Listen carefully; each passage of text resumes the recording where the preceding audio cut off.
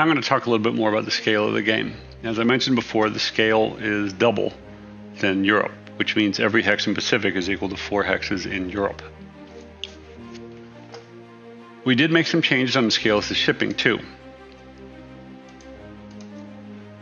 Right now, every ship is an individual capital ship. As you can see, California, Oklahoma, West Virginia, Enterprise are all single ships with their escorts. The maximum number of CVs in a fleet is 6. The maximum number of subs in a fleet is 5. Now with this also comes reduced strength. So as you can see, these carriers have only 3 strength, 4 strength for battleships, 3 strengths for destroyer, submarines, and cruiser groups. The exception is Japanese. They have 2 ships, and I bet you can name them, Yamato and Musashi, that have a 5 strength for their battleships. Should make playing the Japanese a little bit more exciting. Naval bombardment now is a 1 hex radius, so any unit that is in a 1 hex radius can assist in naval bombardment, unlike WarPlan Europe, which it was 1 hex. But I might have changed that rule there, I don't remember. There's also a CVL group now, light carrier group, that you can build along with a carrier group and a patrol group.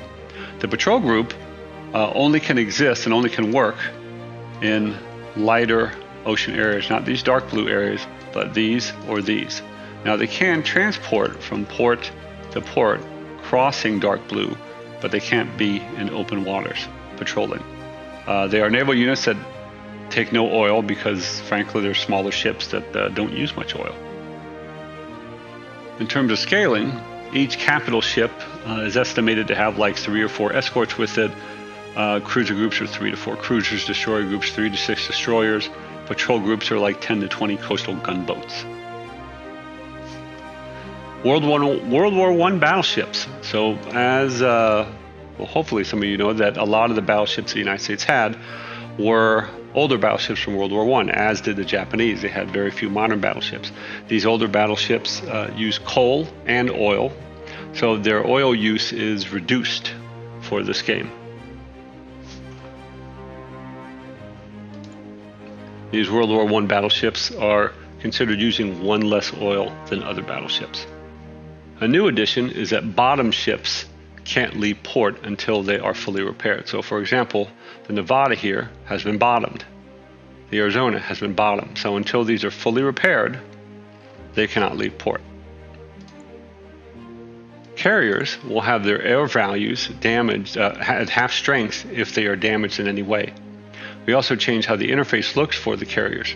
So here you'll have the actual naval group, strength and max strength, and up here this little number 6 represents how many carrier planes they have, which is the strength of the carrier of planes, and their own experience. So air units have their own experience, and the ship itself has its own experience. The experience of the ship affects how much it takes damage and how well it repairs damage, while the experience for the air group is precisely what it is.